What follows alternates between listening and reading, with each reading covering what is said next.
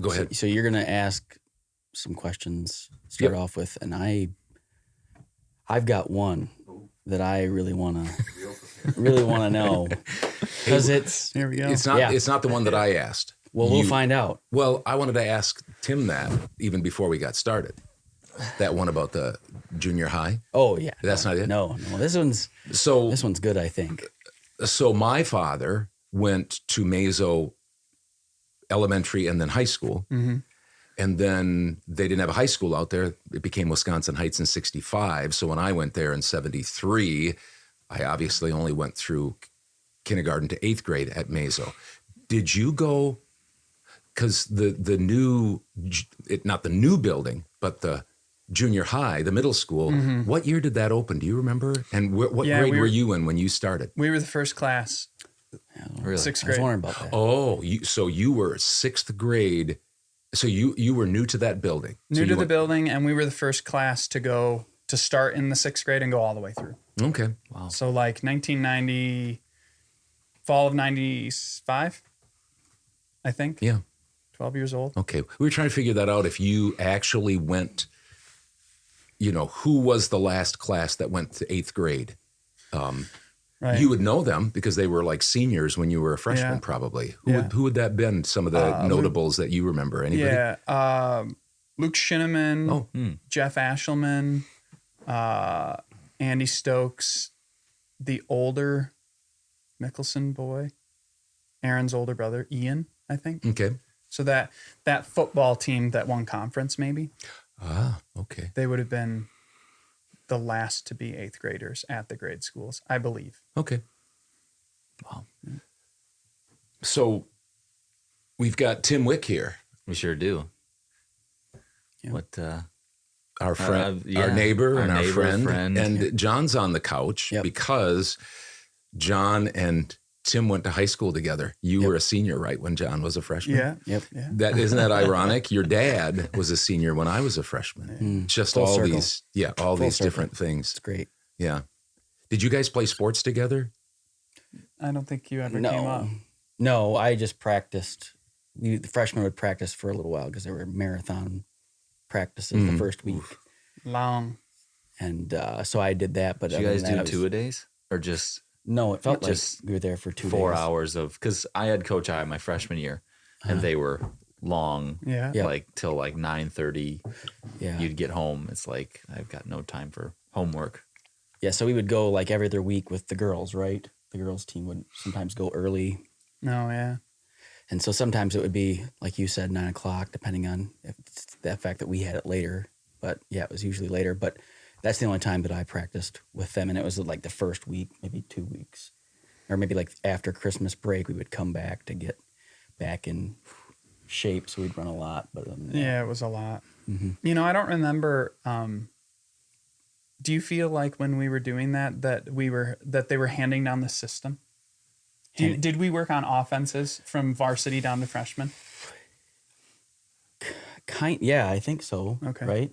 I just remember running. Yeah, I remember running a lot. Yeah, running, and then you'd stop, and then you'd kind of be like, and you'd listen for a while, and then go right back to running or that stuff. Yeah. I think they tried to do that, but you're right. I don't remember that like in the first couple weeks. We just ran the same offenses and things like that once we got into our smaller groups, if you will. Yeah, but that first week was basically just run and listen. Did you There's a lot of running. Did you guys have the heavy basketballs? Did you guys Yeah. ever As a freshman, 135 pounds. That was tough to get up to the hoop and catch. As So, a forward, I didn't play with those. I didn't shoot a lot. I don't feel like it. But I remember a couple of guys. I remember like Zach Stotts or somebody, they'd shoot with those, and then they'd step like 8 feet behind the arc, and it was just easy. Yeah. Well, it just is like, you got a bunch of freshmen. You're supposed to do it right, or else like people would run, and it's like three-man weave, and you're like, There was a big ball for rebounding drills. You remember that? It was oversized, so it'd bounce out. Okay. oh yeah, yeah. It's harder to make. Yeah. So I remember chasing those a lot. Dave Olson would shoot that as high as he could, and rebounds would be like Out of bounds. way out. Yeah. Lots of chasing, and you'd have to box out for a long time. But So you played basketball together. I mean, you yeah. played in the same program, senior freshman, not on the same team, but then you played football. I played football. I ran cross country for 2 years. Okay. And then went in between my sophomore and junior year, gained some weight, and said to Dad, like, it's just not really, I don't look right in a cross country uniform. And he Put some pads on that boy. yeah, he gave me a pass. So I played football my junior year. And I think they had some injuries in the class ahead of me. And I became a starter, not a very good starter. I was between Adam Brunner and Matt Olson. I was a guard. And Adam Brunner covered a lot for my inabilities because that was my first year of football. I hadn't played That's organized tough, football in to play at that level. 6 years or something. Yeah. But Adam did a lot of hitting. He'd snap the ball, hit my guy, and then go do his assignment because he liked me. Oh, that's nice to have. He's passed away, but I'm not sure I ever had a chance to thank him. But he did that a lot, honestly. He would kind of like crack on my guy and go do something else. He Knock the guy off balance a little bit, huh? Yeah. And he was pretty strong. He was like 5'10", 240, 250, and just a stronger guy. And he could lay a hit.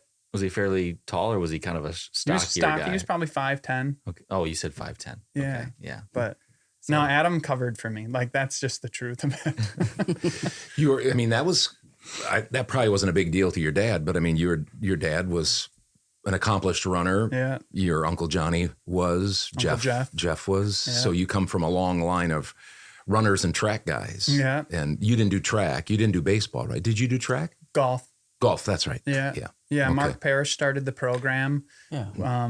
The first year of the golf program was pretty successful. I was a freshman. And they had Shane Bacher, Matt Husted, Dustin Drazen, and there's one other guy, the oldest Hornung, Anthony, and Regina's older brother, maybe Luke Hornung. I only knew Anthony, or I only knew that was Anthony. So this is news to me that there was an older one. So Yeah, they went to state in the first year of the program. Wow. Shane Bacher and Matt Husted were pretty good. Yeah, I remember Matt Husted was a good golfer, right? It was Adam Brunner. oh, He was okay. he was the number 3 golfer. He could hit it a country mile. And then he was fine around the green. He really was. But they went to state their first year, and then I think they did a pretty good job of like getting through regions, going to section, because it's like track. There's not a lot of playoffs. You just go to a regional tournament, a sectional tournament, and a state tournament. But we missed the sectional tournament my senior year by a stroke in a playoff. That was kind of a bummer. You had a pretty good team then too, right? 'Cause Yeah. You had Chad Tice. Chad Tice was good. Sean Stussy. You were good. Yeah. Me and Dustin Drazen, we were the 2 who scored in that tournament. I was the 5th guy. And so you score 4 out of 5. Okay. But we had a fine team. And that was when the conference was a little bit more. The school was bigger. When I was a senior, we converted to like whatever the conference was in between like my junior year and today. Today, that's right. Okay, there was kind of a Because wasn't there a time where we didn't have Lodi and Poinet? yes, Just there a was window in there? Yes, a short window. Yeah. Yeah. We've always, it's funny, I think we're the longest tenured Capital Conference team. Okay.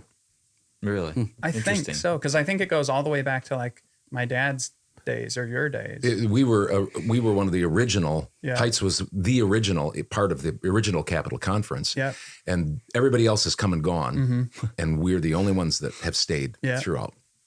Yep. Just central. We're Stayed the not same quite size. enough west Yes. to get into those conferences and not big enough to stay with the likes of Verona and Wanakee, who you played, right? Yep. Yeah. Yeah. Golf was one of DeForest. those sports that we always talked about. We wished it was during the fall because I would have done golf. Well, you had a nice home course. Mm-hmm. And you always got out of The springs. springs. Coach Springs, I was our teacher for world history and U.S. history, and lunch would come and they're gone. It's like, what? I want to do golf, but it was during baseball season. So, of course, you couldn't, for me at least, couldn't do baseball over golf. So, Golf has to be the best high school sport. yeah. Like you said, leave at 1 p.m., go play 9 holes at nice courses, and call it school for free. Yeah, There's the kicker. Call it school. Yeah. No. Golf was a win. Yeah. Well, you guys were good, so that was. I don't That's think our helpful, too. team was that good. Oh, But- sure. But that's The house on maybe- the rock, so there's 27 holes there, and there's a set of 9 called the North 9, which was designed by Andy North, and that's challenging. So that was kind of fun to bring in other schools because it usually put a good school kind of in check, and it put a fair school at a disadvantage. Home court or home field course advantage. Yeah. Huh? Now you guys never. Your alternative home field wasn't the Wanakee golf course, No, was it? no. Now that would be a disadvantage to Yeah. everyone. Yeah. Yes. Now that brings a whole other level. That's like the difference between street ball and varsity. That's exactly right. So now we're 10 minutes into our interview with Tim Wick. We haven't Almost even really 11. introduced Yeah. him, Yeah. but so we've talked about high school a little bit. What year did you graduate from high school? 2002. 2002. We were just talking about in our last podcast about Michael Wilkinson and how everything's before Mike and after Mike. You know, it's like, especially for the newer group of people. You Yeah. know, the older ones aren't so, older of us aren't so much. But Yeah. 2000, you know, Y2K, and then Michael at Heights, it's kind of like, when did you graduate? Oh, I graduated a couple years after Mike Wilkinson, that kind of thing. Is that Yeah. how you think of it or not so much? If I talk to somebody from outside the community and sports or school comes up for whatever reason, I'll ask, hey, did you know of a basketball player named Mike Wilkinson? Oh, yeah. So he is, right? It's like BCAAD Yeah, or whatever. yeah, It's BMAM Yeah. before Mike, Yeah. after Mike. Yeah. Yeah. So Tim, like I said, Tim's a neighbor of ours, just a stone's throw away. He works for Wick, as he's got his hat on and his shirt, ready to go back to the field. Wick Buildings. Yep, Wick Buildings here in Mazo. I want to talk about that a little bit, what you do, and a little bit of the history. I mean, your grandpa started it, Yeah. John, and your dad's worked there basically all of his adult life, or most of it. Yeah. But just a little background. You're married to Andrea, and name your kids and their ages, please. Yeah. Ella is 13. Jocelyn is 11. Finley is 9. Elizabeth is going to be 8 in just like 2 weeks. Ben is 4, and Avery is 2 today. This is her really? second birthday. Yeah. Happy birthday shout out to Avery Wick. Yeah. Yeah. So Yeah. to our babies too. So let's talk a little bit about Wick for a minute, because this is kind of our local podcast here. Yeah. So I don't know how, you probably know plenty of the history of Wick. Yeah. It started in your grandpa's garage or basement. Is that true? Effectively, maybe really probably the dining room table. You know, like I just learned this recently. His first customer was somebody he knew from college, and he lived with them. I don't know. I can't remember where Grandpa lived at the time, but like he lived with the customer while he built the house. So he had an engineering degree. So he'd sell, design, build. Certainly in those like really, really early days. But dining room table. Yeah. Your grandpa's from the Superior, Foxborough area, Yeah. up northwest, and he moved down here to go to the UW engineering. Yeah. Yeah. He won like a scholarship to become part of the Navy's education program. I don't know if it's like the program that preceded like ROTC, but maybe something in that vein.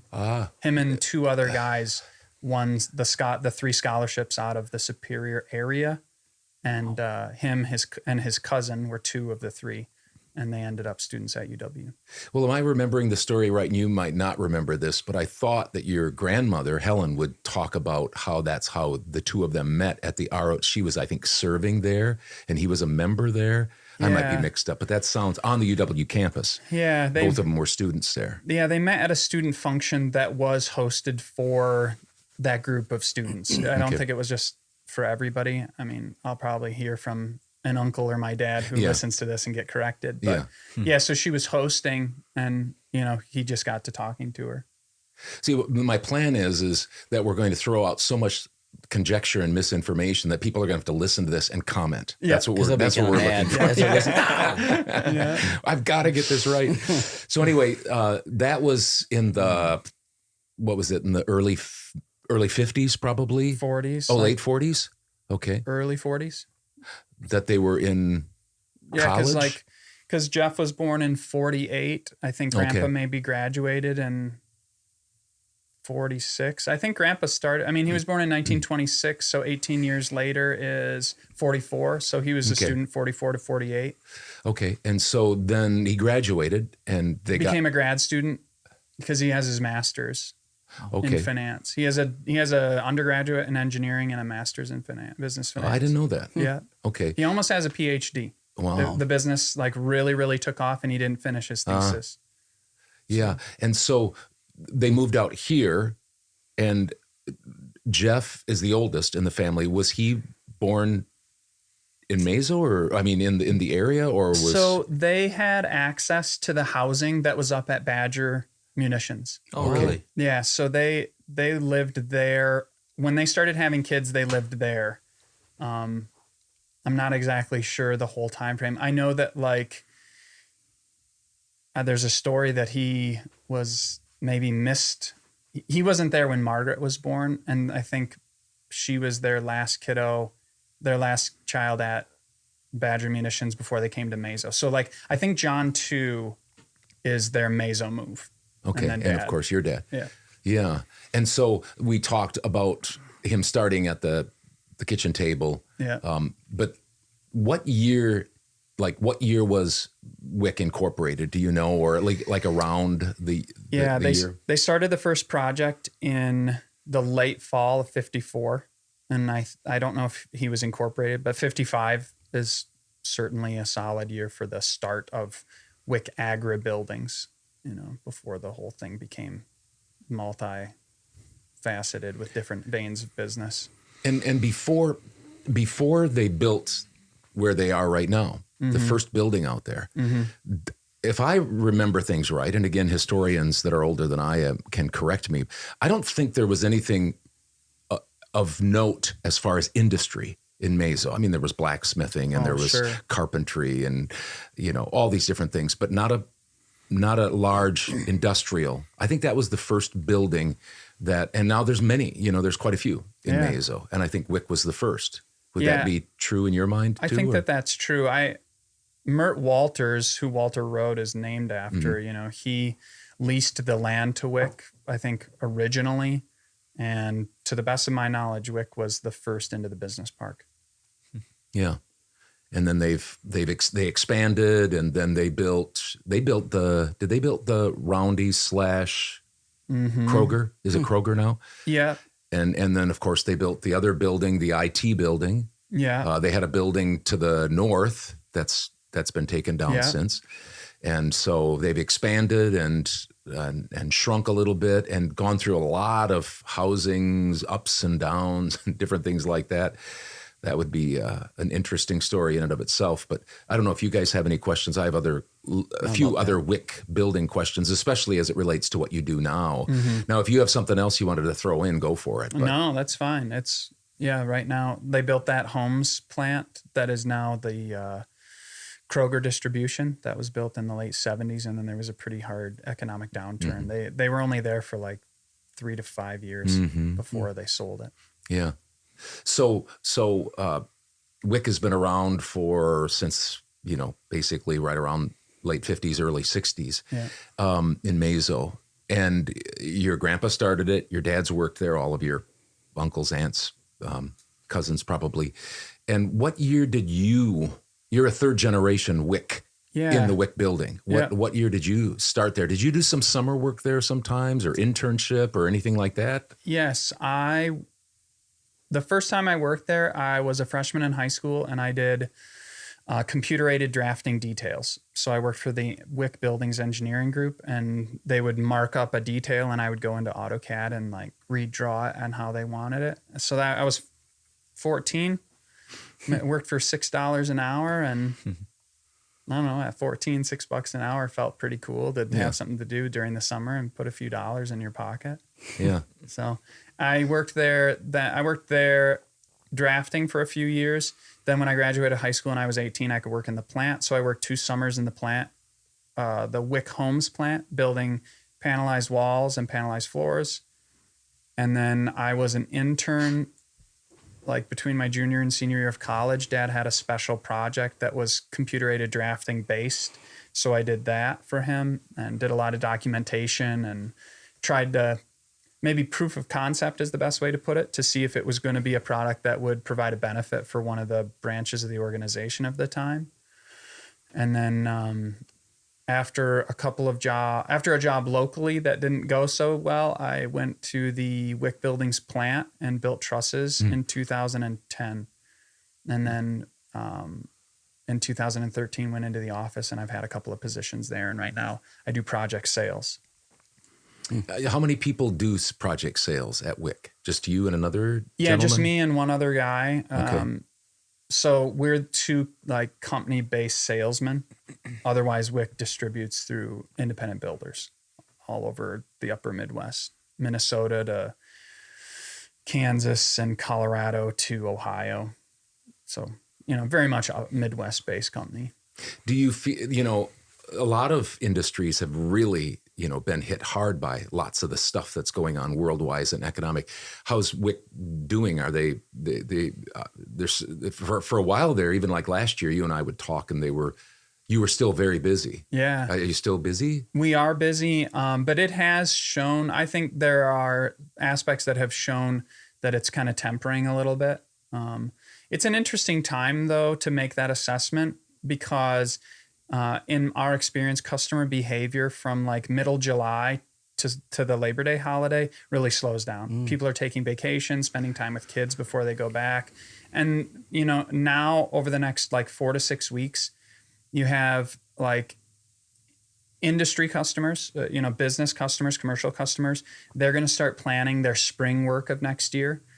Farmers are going to start assessing their crop and make decisions on purchasing buildings or not. So it feels a little bit slow, but I think if you talk with anybody who has some tenure in this industry, they'll say pretty seasonal. Now, nobody's got a real crystal ball, right? If we have an economic slowdown, we have an economic slowdown. But things are busy, but we're not at our peak. When people are like on Oprah, when she used to have a show and she'd have a book or something like that, or on like Joe Rogan, he might hawk something. Just be ready for an upswing, Wick, because of our huge audience. I mean, just be ready. Go back and tell the folks that I was on their podcast, and it's probably going to get busy. I like that. Yeah. I don't have any other questions about the Wick stuff, but you had a question. But do you want to just stop for a minute, take a little break, and then we can come back and talk about that, and then the what would you rather, or what do you want to do? We sure can. You guys okay with that? Yeah. You got plenty of time? Yep. All right. We'll be right back. So you have a question for Tim, Johnny, and I don't know if you have any questions. And then we were going to play, do you know the game? Would you rather? Okay. I'm the only one. I ask that. I've said that every time. I say that to every guest. Yeah. Do you know how to play that game? Everybody knows it. I'd never heard about it until I thought I'd come up with something new. And you're also the only one who butchers the name of the game. Just about every time. What is it? You've said a couple times, what would you rather? It's Would you rather? Would you rather? Yeah. Would you rather? You knew exactly what I was thinking. I did, yeah. So go ahead, Johnny. So we used to play football in the back. In our backyard. Yeah. And I can't remember if we discussed this before, but all the guys we had a pretty sweet area of a group of guys of football. And Dad in the neighborhood. Yeah, in the neighborhood. And Dad would be quarterback. And embarrassingly enough, it's not how it took a lot longer than it should have because every game was close. He was the master of parody. Yeah, and I just always thought that it was just two great teams going at it. And it sounds like you were smarter, which you probably are just in general, but it sounds like you at an earlier age figured out. So I guess, how old were you when you figured out that Dad was kind of, like sometimes manipulating the game? It's like he would be wide open and he'd miss them just barely. Oh, wow, that was just a bad pass. But other times he'd really zing it in there and guys would catch it. And I just thought, oh, wow, Dad's just off a little bit there or whatever. But it sounds like you maybe figured it out a little bit sooner and you still came over from time to time, but maybe just kind of decided, It lost its luster, probably. I don't remember the age, but I do remember the look. I can't tell you the specifics, but I remember making eye contact with Todd and realizing Oh, it's rigged. It always came down to a Hail Mary at the end, basically. And like, huh. Becky would yell out, "It's time for supper." And I'd say, "Okay, just one more play." And it was always the winning touchdown that we had to do the Hail Marys. Do you remember a 4th grade teacher at Mazo Elementary? I think his last name started with an L, Mr. Lifson? Lifson. Mm-hmm. So he would play football with us at the grade school, and he might have tipped me off that adults could manipulate kids because he would play quarterback and the line of scrimmage did not matter. And I saw him like creeping forward, and I don't mean to incriminate him, right? Like it was whatever. Sure. But I remember deciding that I was going to play defensive line because he came forward like 3 yards, and I was like, hold on. That's the line of scrimmage. It's a flag. And he, I got a little like, hey, go out and play defense. And I caught on to his game then. So you were wary of adults, Yeah, I guess so. especially in sports. So you Yeah. came to our house after that and you said, I'm going to watch this guy because he's going to be manipulating us kids. Yeah. Yeah, that was one of my favorite things to do was to go out and play football. So many young, you know, we had the Handles, we had the O'Connells, we had the Shittemans. Did they come down?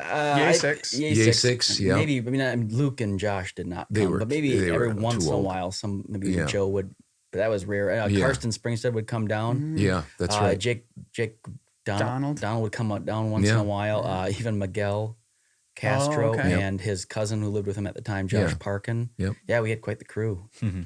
There was to be fair, and this isn't to toot my own horn, I was 2 years older than everyone. And if there wasn't a Marshall of parody, there was going to be a problem.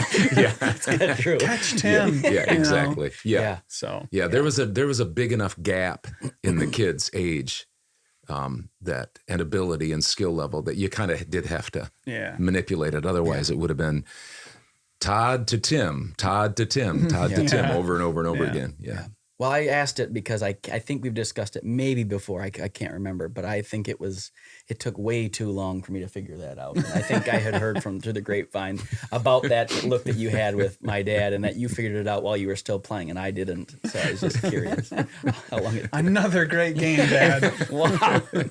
How does it keep happening? Yeah. So that was my question. Yeah, I'm glad you brought that up.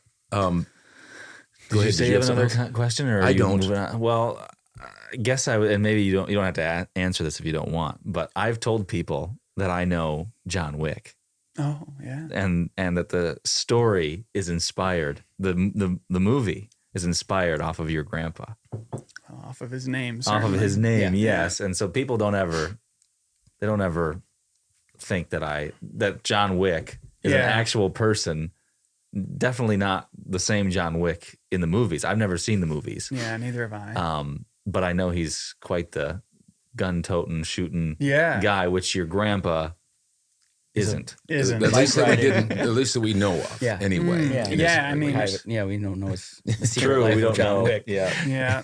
So What was he doing up there at Badger Ordnance? I get into those same conversations from time to time where somebody, I remember being in a parking garage in Seattle and the guy saw, I maybe had to show my driver's license.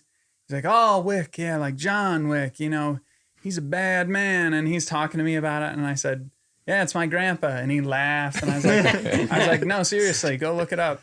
The writer Derek Kolstad's my cousin. And he just kind of gives me this like, nuh-uh. And I was like, you can look it up. Yeah.